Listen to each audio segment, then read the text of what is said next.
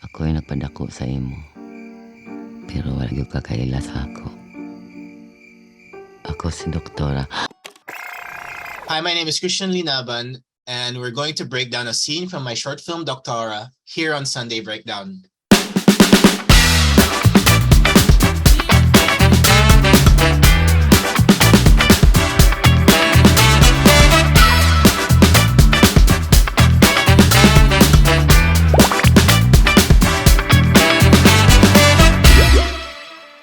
Abi na ako og luwason minimo.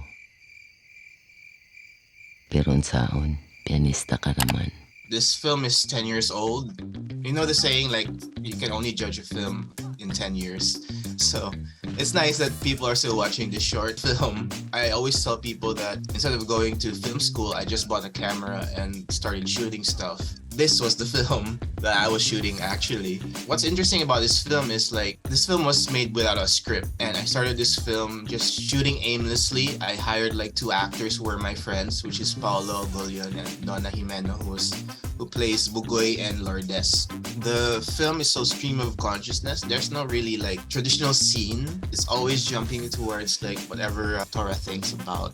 The ending was very important to this film because it sort of ties everything together. And in this case, you sort of realize that the whole movie is actually in the perspective of an unreliable narrator. That's what I like about this film, that it's very expressionistic. It's sort of like in the point of view of this Dora.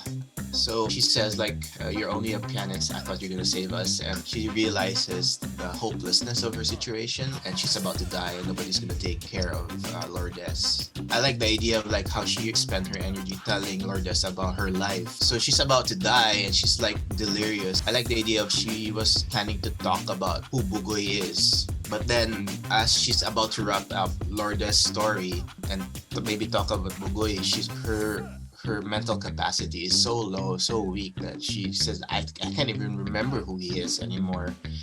And so what Bugoy became is like, it's like this specter in the movie. Like he's not supposed to be there, but he's just there, you know, and he's like a counterpoint for what Lourdes represents. A little background about my equipment is like, back in the late 90s or early 2000s, I saw this film called 28 Days Later, and I found out that it was like shot with an XL1, which is like mini DV tape. So I bought an XL2, which is ironic because like this camera was like 720, but that camera actually shot a lot of films. And one of the features of that camera, it had a telemacro lens, and that lens actually sort of like dictated how we shot this film. For this shot, Bugoy was actually very far away, and I had to shoot through layers of leaves to get a close-up of her face, and that's why like it looks very blurry, and that's actually because that's a very long lens. So this scene, she's like, this is sort of a callback to the beginning of the film where she's introducing herself, and before she tells her name, just says I'm Doktora, and then she coughs, and that sort of hurts more when you think about the context now that she sort of raised these children as her own, but they don't even like know who she is because they have trouble like communicating on a human level. I like this shot because I wanted to find a way to portray death without like dramatic acting. And this is actually the first time I used a zoom for this movie. When I used the zoom on this shot, it actually conveys the idea that she's dead. And the thing about zoom, it flattens the image as opposed to dollying in. And with Donna's character there, like being with her.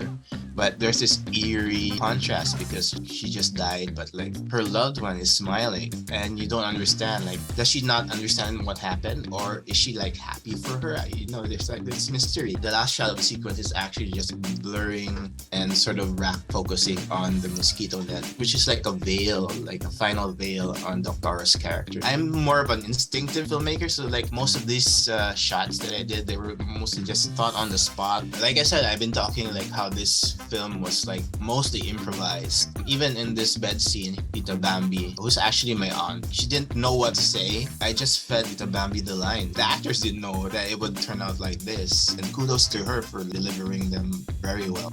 I think the most basic theme of this is basically motherhood.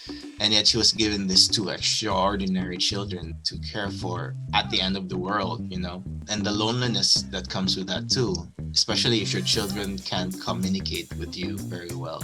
But on a political sort of level, this is actually just like my anxieties about the time and me thinking like the world's gonna end because like there's not enough like fossil fuel going around. I was actually surprised at how this film resonates more now than before. Actually, the seed of this film was actually Donna Jimeno's music, and she plays piano. And her pieces are so haunting and so cinematic. That sort of became the foundation of this movie. So if you think about it, instead of a script, we had piano pieces, and that sort of dictated what the movie became. I keep telling people like this is a narrative film, but the way we shot it was like a documentary. We didn't know how it was gonna end. We just shot what's there, and then it just built up into what it is now. But it was like a collaborative effort too. If you look at like the credits, all the actors in this movie, they wrote the screenplay with me because like as actors they would contribute to the story. I kept telling the actors that even if the movie wasn't good, if we just finished it, that's already a statement. I'm happy that not only did we finish it, and the bonus is people like it. Ako'y nagpadako sa imo, pero wala gyud ka kaila sa ako. Ako si Doktora.